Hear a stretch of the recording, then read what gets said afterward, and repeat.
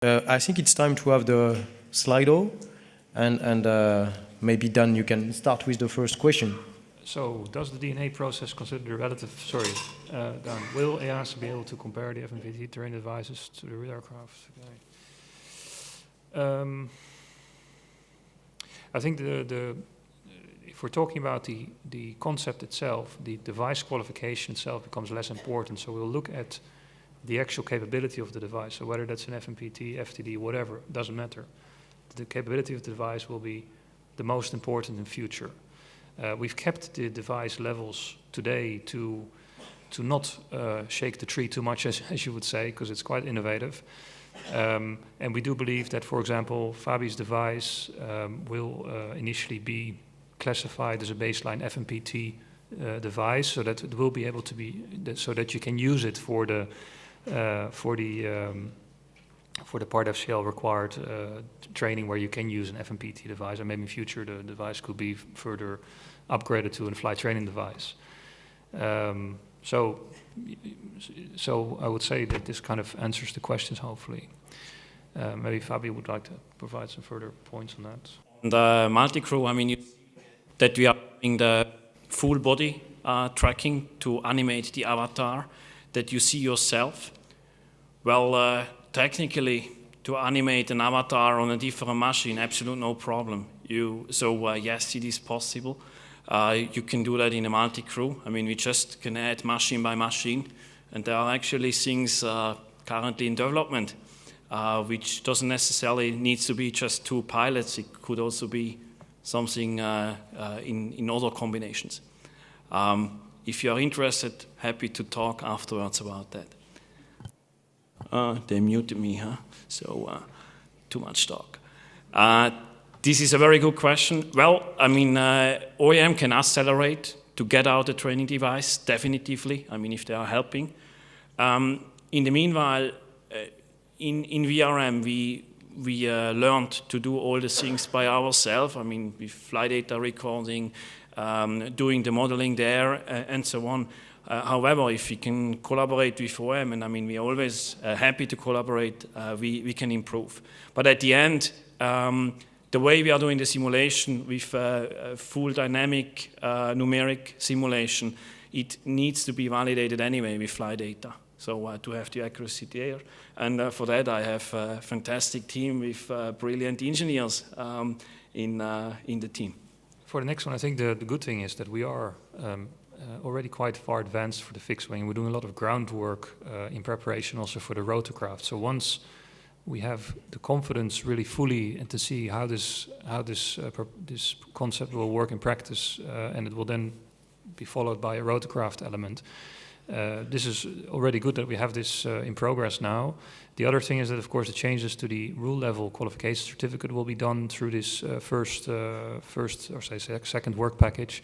So the work remaining, let's say in 2022, let's say, is limited in comparison to what we're doing today. So I'm hopeful that we can, once we have put this for airplanes in place, that we can actually move quite fast with the CSF STD for helicopters or for rotorcraft. We might have to change it there, but and the other thing is, of course, the what I mentioned in the presentation is the training for all the stakeholders involved. It's you know, everyone needs to get their head around what needs to be done exactly for and at what stage, because there's the training organization oversight. So that's the combination of the ATO and the NEA for that particular area, and you have, of course, the device qualification itself, where again you have an FSTD operator and the NEA is dealing with this area. So there's a lot of training needed, but as I said, once it is in place for airplanes, the training has been completed, all this has been done,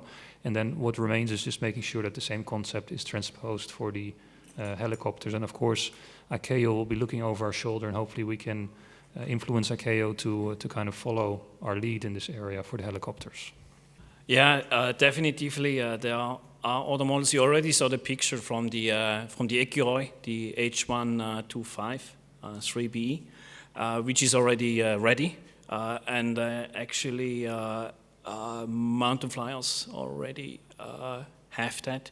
So it is not fixed on R22 only. that's now the nice part, because we can develop much faster with the new technology for new models. Also the SH09 with Copter is something we are working with the engineering team there. So definitely, and stay tuned for more. So the next point, I do understand it relates to the OSD, where the OSD prescribes quite often the specific use of a specific device for a particular exercise. So actually we're internally talking to our colleagues from certification to kind of follow the same change to the paradigm and describe the DNA rather than specifically what device to be used for the OSD. So I trust that answered the question. Yeah, so for this one, I would say that, so I was entering the second point there, so the DNA process, I mean, I think first and foremost, we should recognize that the more training we can do in a flight simulation training device, the better, I would say, the safer it is. We need to make sure that the device can achieve the training need. And of course, negative transfer of training is avoided. If we cannot avoid negative transfer of training, then maybe the aircraft should be used in some instances, provided it can be done on a safe level. But I think first and foremost, we should be looking to put most of the training in devices that are capable to achieve the training objectives and less in the aircraft. In regards of hoist training device, the answer is yes. I mean, that's now the nice thing with the technology, also to combine it. More than happy to talk after them more. I mean, I don't want to make a marketing session out of it. On the next part, the ICAO 9625, here again, we are evaluating the system like this. Our system specs, thanks to our super intelligent CTO, are already built on the ICAO metrics. Which makes it much simpler also to develop and also to match the further possibilities there. The flight data, well, I mean, whatever we get, if we don't have it, we record it by ourselves. And yes, of course, there needs to be QTGs, otherwise you can't certify the simulator on a high fidelity level.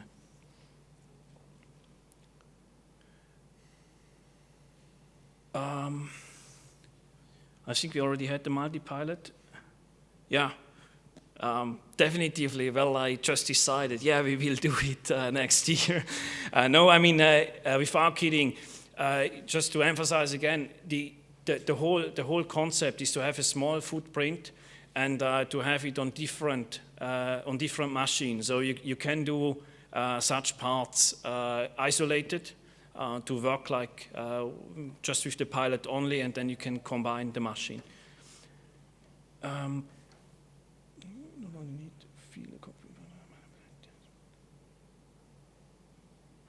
That's a very good question. Well, at the end, think about knobs and switches are not super expensive. What is expensive are having the full instruments, and this is what we are projecting in the VR glasses.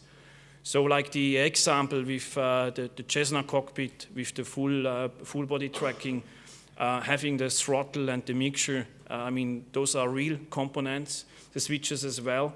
But if you just need to see if the glass is broken or whatever, I mean, you just need to feel it. And that's a simple 3D print. And of course, higher we go in fidelity level, cost is increasing, but I would not worry about the few switches and knobs. I mean, at the end, it is the training effect which should be in the middle, and to have a very high fidelity level for the pilot using it. So now it's difficult to answer the first question. I'm having 3 kids, so going home, it's always switching in the questions. Yeah, so I'm over 40, close to 50. I'm struggling with same thing, that I'm having already 2 glasses in the cockpit. The easiest one, if you are wearing virtual reality glasses, is not to have a dual lens in it. I mean, I'm typically just using my reading glasses when flying the simulator.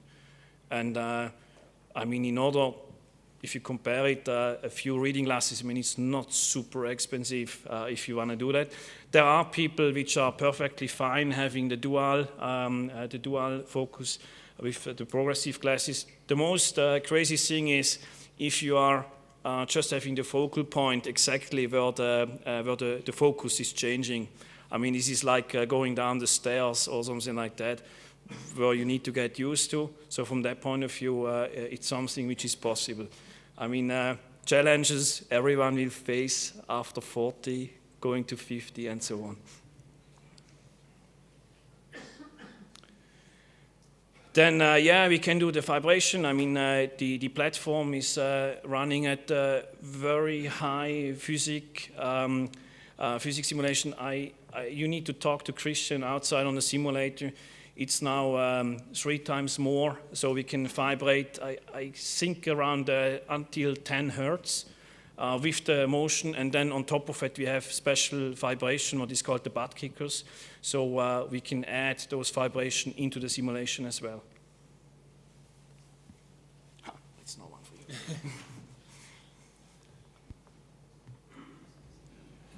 you. I'm not sure I know the acronyms there, PFT and PC, but certainly anything we can do to make recurrent checking more focused on competencies of decision making and situational awareness, as it's done in the commercial world at the moment.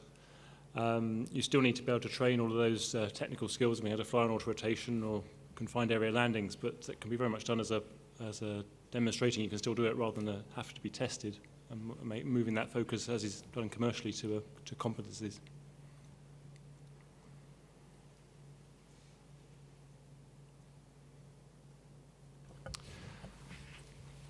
So we work with expert groups, and of course it depends a little bit on the timeline for the airplanes, which there have been challenges along the way that have kind of stretched out the process for the rulemaking here. But I'm hopeful that in 2020 we will seek nominations normally through the advisory bodies of EASA for FSTD experts inside Rotorcraft, but also training experts to support us with the training task force that looks at this in parallel to the FSTD work.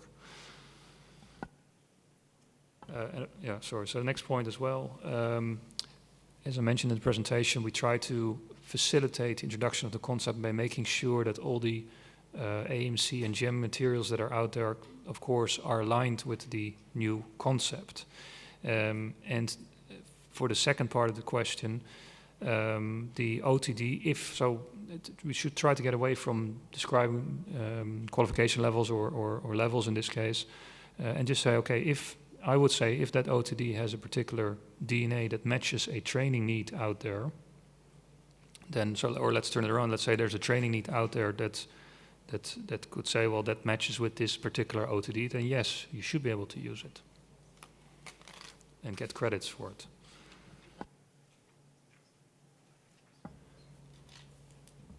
That's a very tricky question to answer. What's a cloud-based invisibility that you need to maintain visual reference?